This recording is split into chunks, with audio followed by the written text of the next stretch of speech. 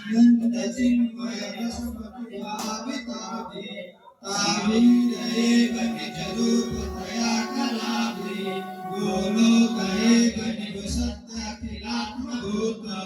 गोविन्दमादिपुरुषं तमहं भजामि प्रेमाञ्जनचक्षुरुतभक्तिविलोचनेन सन्तः सदैव हृदयेषु विलोकयन्ति यस्याम्यसुन्दरमचिन्तयन् स्वरूपम् गोविन्दमादिपुरुषं तमहं भजामि रामादिमूर्तिषु कलायनेन तिष्ठन् नानावतारकरोतुमनेषु किन्तु कृष्णा स्वयं सम्भवतः परमपुमादयो गोविन्दमादिपुरुषं तमहं भजामि यस्य प्रणवापरमो जगदण्डकोटि